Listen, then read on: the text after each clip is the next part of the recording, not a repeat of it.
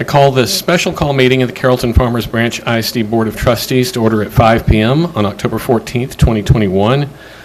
For the record, board members present are Tara Herbachik, Sally Derrick, Randy Shackman, Guillermo Ramos, Cassandra Hatfield, and myself.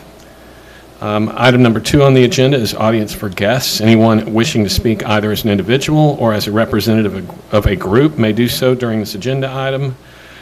Per Board Policy BED Local, comments will only be accepted for items on the posted agenda. Ms. Castagnon, do we have anyone wishing to speak at this time? Okay.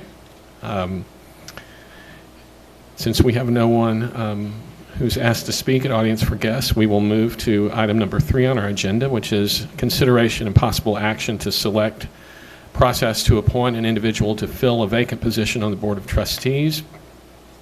So we'll just kind of walk through this for the public record. We were advised at our last board meeting in Executive Council about our options, and right now it appears that we really don't have the option to hold a special election because of the only 2 dates that are available are the November date and the May date. November date, we just can't get on the ballot. The counties, both Dallas and Denton County, have told us it's a no-go. And then the May date would be too late. We have 180 days, only 180 days legally to fill the position. So that leaves us with the option of making an appointment. So tonight we're here to kind of talk about how we want that process to run and have that public discussion about what we want that process to look like. So I'm going to, Dr. Chapman has provided some documents for us. Mr. Shackman has also done some pre-work on this and has a document to share. I'm going to turn it over first to Dr. Chapman just to talk very briefly about his past experience of making appointments and some of the options, some of the ways that they have done it. Yes, sir. Thank you. First of all, you have in front of you, you have BBD Exhibit, BBD Legal, and BBA Legal. So, looking at the processes that we need to follow is obviously going to be through the board policies that are in front of us. And obviously the legal is what every district in the state of Texas must follow as we go through this process. But once you get into how it's going to be done, there's several options that are available. What has been done in the past is we've opened it up for the community to find out who is actually interested in being on the Board of Trustees. Possibly putting something together of an application. Also, having something in front of you, which I did put is in draft form, is what is Carrollton-Farmers Branch Board of Trustees? What is expected of this individual or individuals who are interested to know what they're getting into?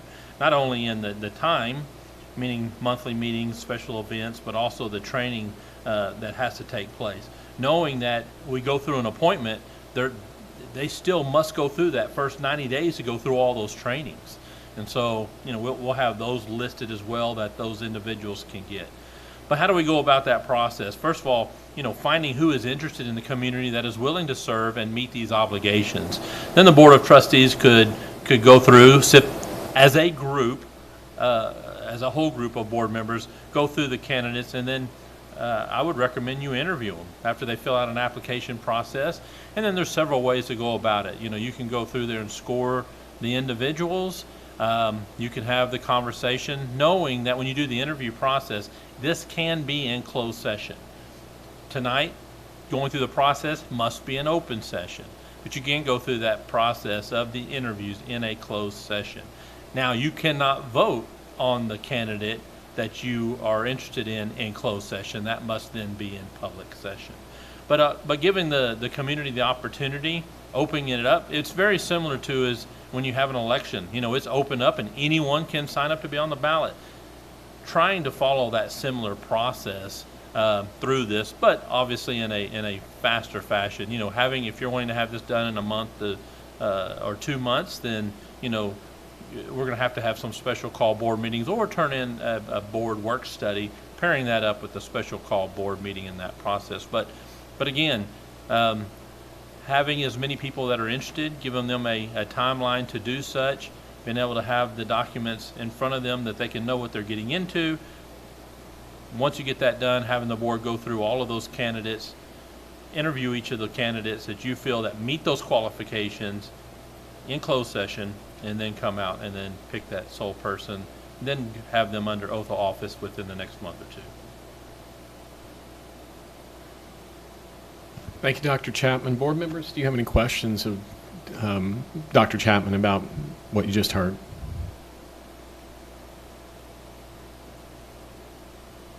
Comments or questions, I suppose I should say. All right, well, we have a couple of things to think about, and I maybe this would be a good time to turn to Mr. Shackman and ask if you would sort of talk a little bit about your thoughts about timelines. Thanks, Dr. Black. Board colleagues, I forwarded some information. I had volunteered to put together a proposed timeline, something we could look at, and I forwarded that to Dr. Chapman, Dr. Black, and then they, I believe, have passed that out to all of you. I also had thrown together just some very preliminary thoughts that really in some ways mirror the material that we've gotten through Dr. Chapman. So I hope that anything that I put together was simply understood as a draft for us to just take a look at and kind of prime the pump so we didn't walk in here kind of cold. As we look at this, the three possible timelines that I put together for us, timelines 1, 2, and 3, I started with end dates and backed up. And so the first timeline would be as if we were hoping to appoint someone at our November 4th board meeting. That's the regular board meeting. The second timeline would be that if we added a regular meeting process to a Thursday planned work study meeting on November 11th and appointed that, we'd have to agendize it and do the proper pieces, but that would be the date that we would appoint. And the third timeline is if we were appointing someone to serve on December 2nd. And you can see then what works through that. The pieces that I felt were important is obviously we have to make a decision among ourselves what we're comfortable with and the direction we want to go. Secondly, we need to make sure we are getting all the pieces in place to publicize that and get it out. So for example, just if we said the November board meeting date and use timeline 1, then starting tomorrow we've got to have the social media getting out, website announcements, prep some sort of packets or something for prospective candidates to pick up, whether it's electronic or whether it's paper copy, and then you can see the process as it unfolds so we can get information back. And I think, and I would highly support Dr. Chapman's suggestion that interviews are a logical way for us to go, and they are always built in on these timelines. And of course, the farther out you push that end date from November 4th, November 11th, or December 2nd, then that's gives you more time. The more time we put in it will allow us to have a little more time to conduct interviews and all that. It could be done with the November 4th date, but it would be really quick, and so we can work through that. Now, the thing I did not put in there as a suggested option would be a timeline number 4, where we simply scheduled a special meeting called and structured and all of that, where the appointment would be made, and that could be well, I would probably suggest it not be on Thanksgiving Day, but unless it was after the football game. But, so that's an option that also we might choose to come up with. But that was the thought that I had in putting this together. Hope that it helped kind of at least spur some thinking on that. And the other pieces that I just put together, something in the idea of a packet, there needs to be some sort of explanation material in it. There needs to be some sort of a way for them to fill out an application, questionnaire, whatever we want to call it, and then how do they submit that, and then some material that defines what is eligibility. And I liked the additional pieces that y'all had suggested, either from legal or or the admin or whatever, about some of the responsibilities and purpose as well. But Dr. Black, that was what I had thought and how it came to exist. Thank you, Mr. Shackman. I think looking at these 3 different timelines, laying them out, it kind of gives us a little bit of an idea of what we're in for, depending on how aggressive we want to be with a timeline. A couple other things or one other thing in particular I'd note is one of the major differences between the three of these is the time during which those who may be interested in filling this vacancy would have to pick up packets, fill up the packets, think about the process, look at the information, which we're already seeing there's a fair amount of information to look at, and it's a big decision, right? So timeline 3 gives a 2-week window as opposed to a 5-day window on the most aggressive timeline. And so I think that's a significant difference. But I'd ask board members if you have any questions or comments for Mr. Shackman about anything he said at this point.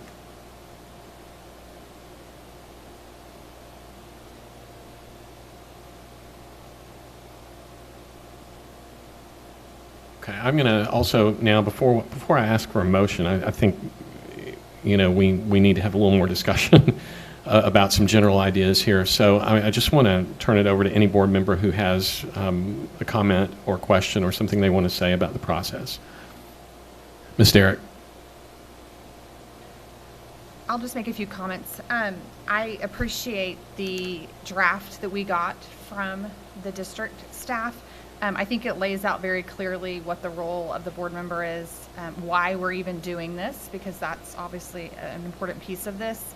And I think it just makes it very clear what the next steps should be for anybody interested. I also appreciate that it has 3 steps to follow for those people that apply, which is there's an application, you provide a resume, and then a short essay. So I like this document. I think it's worded well. I think it makes the end goal very clear to whoever may be interested. And then just to make a comment on the timelines, I want to thank Mr. Shackman for setting those out for us, because it did help to have a visual to kind of be able to walk through what we're looking at. My first thought on the when to appoint, so if we drop down to the very last box, I feel like the appointment of a board member deserves more than a work study. I feel like it's a more significant moment. So I would prefer that it not be done at a work study, but at a board meeting, just because that is a significant thing that I think the public is more likely to tune into if it's at a regular board meeting. But I also know that our timelines are a little bit, wonky right now. I like timeline 1. I know it's super fast, but I kind of feel like we know what we need to get done. The goal here is very clear. We have a position to fill. I would not be opposed to timeline 1. Other comments? Ms. Hatfield. Again, I appreciate both documents. I think it's very, very helpful. On the document that the district provided, one thing that I think is unique in comparing the two is that the application is mirrored towards, it looks to me like the candidacy application that you do whenever you go to an election. And so that is very important and critical, I think, in that design. But I also think that a couple of the questions that Mr. Shackman put with confirming that they understand that they're serving until June 1st, 2022, and then confirming that they understand that it's expired, that is really important. So I would recommend that even though it's written here, the fact that you're having to check a box like double verifies that what you read you actually understand. And so kind of pulling that over might be really helpful. I also wonder about the use of an essay versus answering questions, because I think answering questions gives us a little more depth before we ever go into the interview process.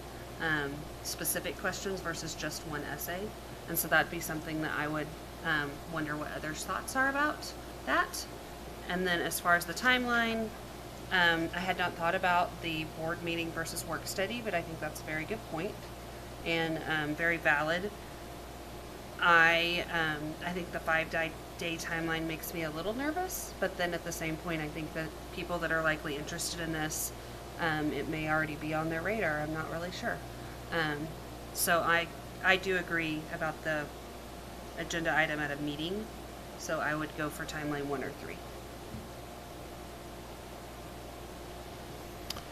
Thank you, Ms. Hatfield.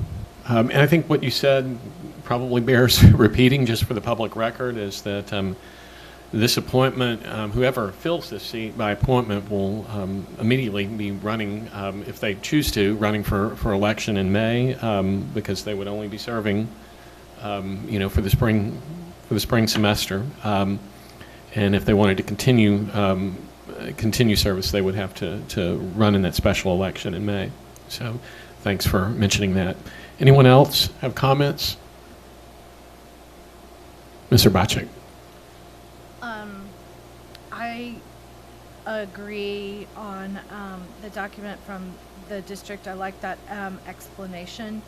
I like the questions on the application, because also any kind of timeline, if there's an essay, that involves reading, a lot of reading. And from any kind of timeline, depending on the numbers that we have come in, that would concern me from a timeline perspective, to be able to put quality attention to reading and evaluating from each applicant. I like the idea of the resume and the form overall.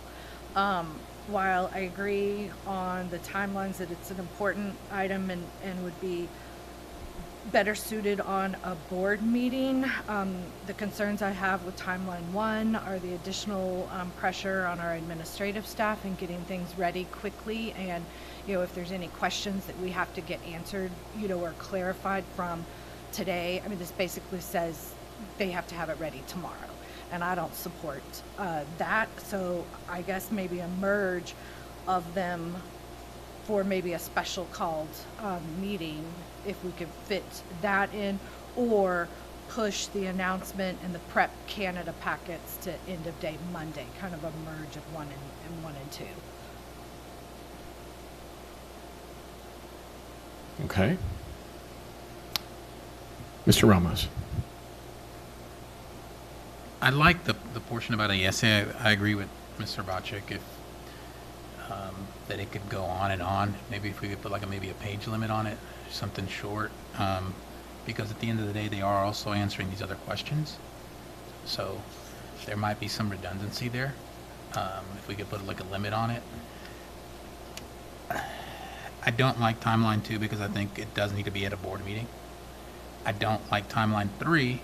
I prefer timeline 3, I should say, but that gives them 1 less month to be in the position, familiarize themselves with what goes on at a board meeting, and whomever fills out this application,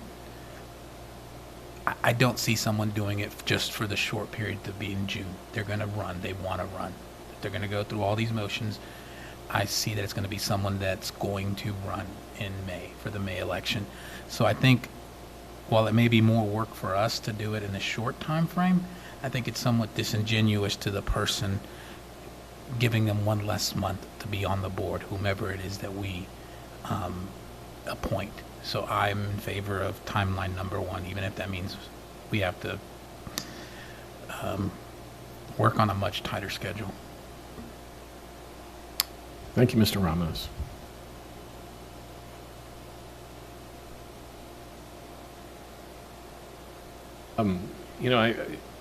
Before we go to a motion, I do have a couple of comments. I hear what everyone's saying. I think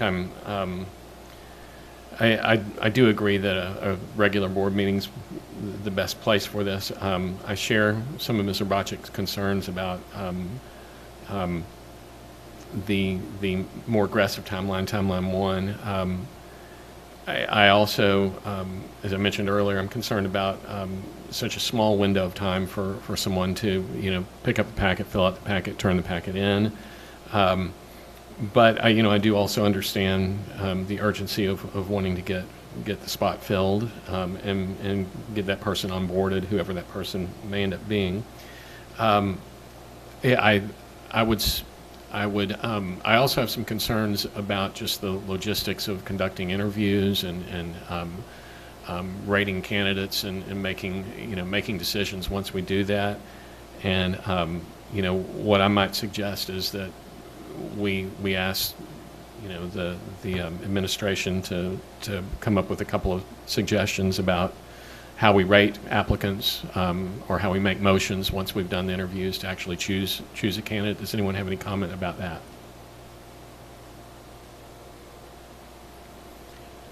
In the past, for several different things, both for a look at applicants to fill spots and then choosing not to actually do that because the time wasn't as critical as this with 180 days.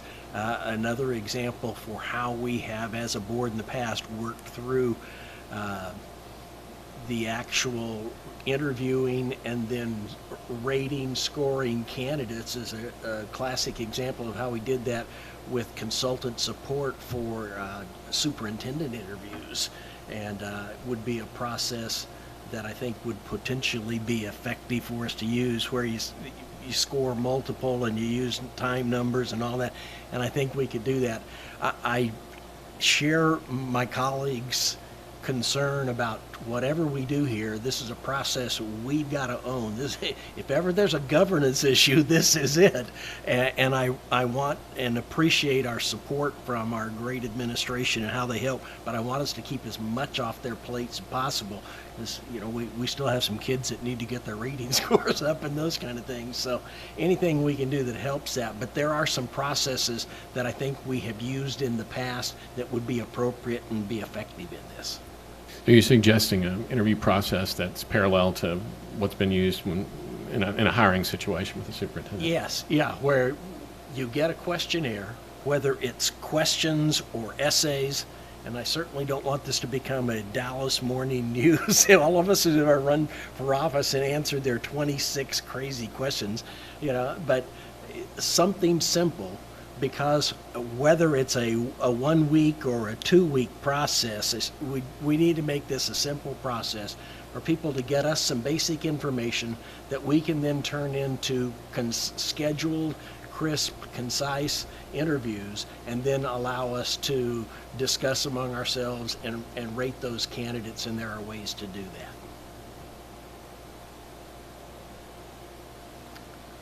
Any further? Oh, Mr. Bacek. So hearing some of these unknowns, and things that we still have to decide, just like you said, I'm going to modify my comment. I'm not in support of timeline 1. Timeline 2 is not I don't think it's right at a work study, so I think I would support timeline 3. Thank you, Mr. Bacek. Anyone else have a comment before I ask for a motion? Well, I will ask for a motion then. Do I have a motion regarding this agenda item?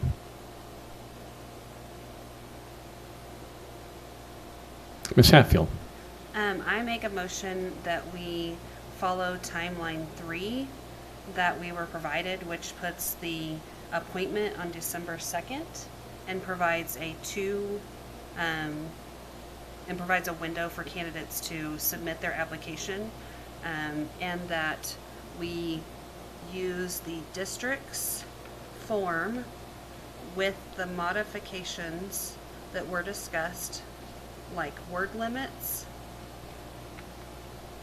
and clarifying, confirming that they understand the application procedures. Is that too much?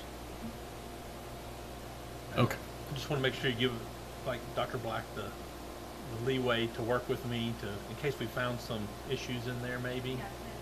We can take what you said. To modify this as needed based on the feedback provided from the board. More general, yeah. So I have a motion from Ms. Hatfield she moves that we follow timeline 3 and that we use the district draft packet with the stipulation that we attempt to make the modifications that have been discussed tonight to the packet. Do I have a second? I have a second from Ms. Derrick. Is there any discussion? All those I'm sorry, Ms. Derrick. Let me just ask a clarifying question, because we've said two things. We've said essay and we've said the questions. So just, I guess, to allow us all to chime in real quick so that you have further guidance. I don't think we need both. So I heard a couple of comments preferring the questions because it's a more specific ask than just a generalized essay. I would be in support of questions, whatever those may be. I don't know what everyone else thinks. And normally you would do questions if you're submitting an essay, a resume. Questions, resume. And then no essay, normally. With a word limit on the questions. Okay. Would you like to restate your motion for clarity's sake, Ms. Sure. Hatfield? I move that we use timeline 3 that was presented with a appointment happening at the December 2nd meeting, and that we use the district packet that was provided in draft form with the modifications that were suggested, working Dr. Black and Dr. Chapman together to make the modifications as recommended by the board. And those modifications would include questions rather than essay with a word limit? Correct. Correct. Okay. Is there a second for that motion? I have a second from Ms. Derrick. Now, is there any discussion? All right, all those in favor, please raise their hand. I see 1, 2, 3, 4, 5, 6 hands in favor and 0 opposed, so the motion carries. That brings us to agenda item 4, which is adjournment. So, board members, we reached the end of this special call meeting. We are adjourned at 5:27 p.m.